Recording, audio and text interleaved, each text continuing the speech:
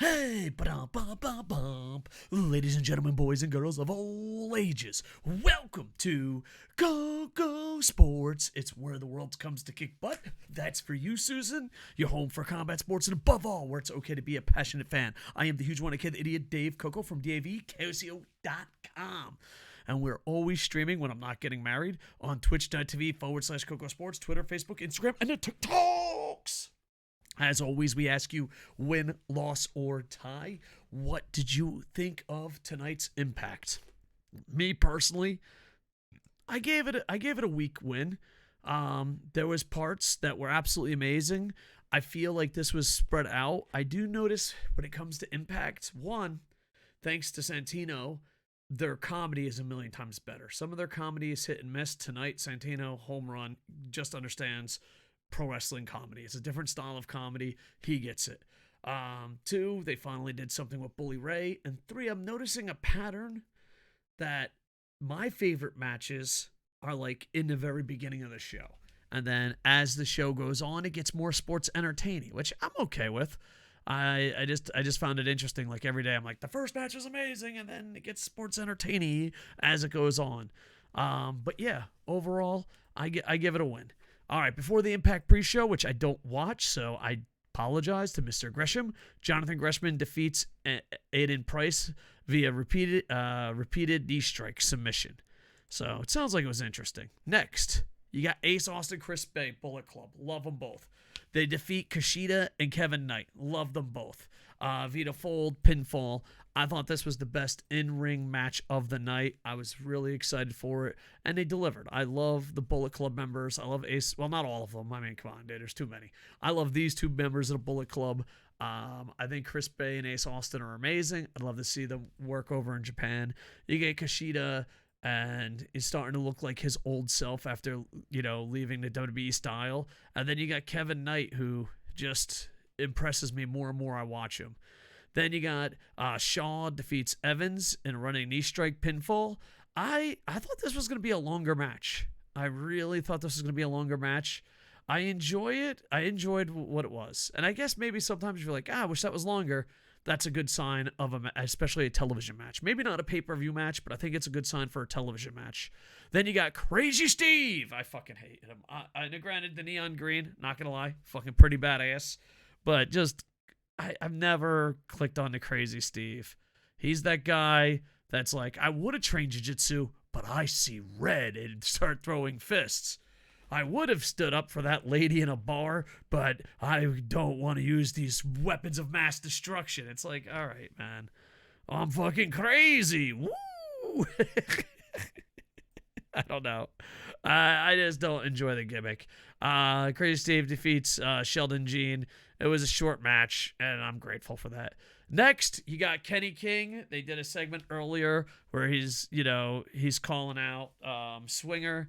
He defeats Johnny Swinger in a Royal Flush pinfall, then cuts a decent promo. So super happy about that. Also, Wrestling Observer is reporting Kenny King signs new 1-year deal with Impact Wrestling. So I'm very happy about that. Kenny King is one of my favorite wrestlers that I don't think got a big enough push. I think he could be main eventer, very, very high mid-card. Kind of like it reminds me of like he could be booking-wise, like he could be that like right before you go to the main event. I mean, he could probably have a title run, but he reminds me of a young WWE Chris Jericho. Not anything but where he deserves to be in a card. I just think Kenny King should be a bigger star than he is. Then you have, I think it's 4-on-4, 5-on-5. I'm not really sure. It's 4-on-4. 4-on-4 main event. You have the Design and Callihan. Callihan and the Design cut a pretty decent promo. At least the crazy people dress nice here. There was a lot less crazy, which I'm a big fan of. I mean, have one guy named Crazy Steve. That's enough, dude. Like, how many fucking crazy and dark gimmicks do you need? Defeats Josh Alexander, Frank Kazarian, Uemura, and Rich Swann via Cactus Driver 97. I'm super happy that Rich Swann is getting the title shot. Josh Alexander, I like Bully Ray, but man, that last pay-per-view match was rough. It was nice to see Frankie Kazarian and Uemura. So yeah, overall, I enjoyed it.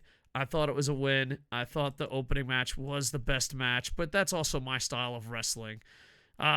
Just going through backstage stuff here real quick. Kenny King cuts a promo. He's got a 1-year deal. Crazy Steve wants X Division Gold. Just, dude, I'll pay you fucking $20, man. Just change your fucking name. Jesus fucking Christ. I love this one. This was my favorite comedy segment of the night. It had Raven and said Tito went to Raven, asked him how to make money. He's like, you want to make money? Put the championship on me. And then the Yeti was there. It was just pure comedy gold. They do have it up on YouTube and Twitter Machine. I would probably show it to get a couple giggles, but people love their stupid ass copyright. Look at them. Look at them hugging their copyright. You disgust me. Hatui. Next, you got in-ring segment, Bully Ray, Mickie James, The Good Hand, Tommy Dreamer. I love this storyline, except for The Good Hand. They're in a fucking lose-lose situation. What are they in? A fucking beat-up old man Tommy Streamer and Mickie James? And I'm not feeling the Mickie James storyline. I thought she was going to wrestle forever until she retires. But now that she's the title champion, I don't think her title... I don't know. I don't know the story. I don't think she has to retire anymore. And I felt like I was worked, brother. Not in a good way. And Bully Ray comes out. They cut some promos. And the Hand versus... I'm sorry, the Hands. What are we watching? Fucking Daredevil? The Good Hand will be going against Mickie James and Tommy Dreamer. But Bully Ray, I have a love-hate relationship with Bully Ray. I love Bully Ray, but he's also fucking garbage at Impact. All right? He's just fucking garbage at Impact. Team 3D? 10 out of 10. Bully Ray? All right, whatever. I don't know. Maybe I'm just getting too old for fucking bullshit heel tactics. Like, oh, do you know who I am? I'm the bad guy. I kick puppies and shit out rainbows. It's like, fucking... All right, fucking, yeah, fucking good. Good, great. Fucking who cares? But I do love Bully Ray. Team 3D Academy students are great students. Team 3D, a.k.a. the Dudley Boys, one of the greatest tag teams of all time. But with that said, Bully Ray, Masha Slamovich, the putting him in the corners, possibly going against Tommy Dreamer, Mickie James. I like this a lot because it helps put Masha Slamovich at a whole nother level, and it makes the mixed tag make sense. It just sucks that the Good Hand has to fucking be sacrificed. I don't even fucking give a shit about the Good Hand. It's just like, it's a chapter that's not needed, you know? It's the... So there you go. Backstage, major players are fucking having a fit. Big old Edge's bitch. And that's it. Overall, good show. There's probably some stuff I'm missing. Also, some, Kenny King signed up 1-year contract, but Dirty Dango signs with Impact. So you're also getting him. So there you go. Former WWE star Fandango. Fandango had the world by storm, and then Vince McMahon forgot about him. Then he went on to Indies. Now he's Dirty Dango. I don't know. I'd like to see him get a fair shake. I'd like to see him get a fair shake and see what he can do. And yeah, so he's now signed. They got Kenny King. They're making some moves, and slowly but surely, it's becoming a better and better product to watch. It's not a perfect product, but it is a good product. And overall, I give it a win. So I ask you, win, loss, or tie? Make sure to check us out on Twitch, KocoSports. We're also KocoSports on Twitch, Twitter, Facebook, Instagram, and the TikTok. Like, comment, subscribe, because we got to tickle the balls of the algorithm. All right. With that, I am over. Hey! Fun fact, I wear these ear things because I'm used to them on stream.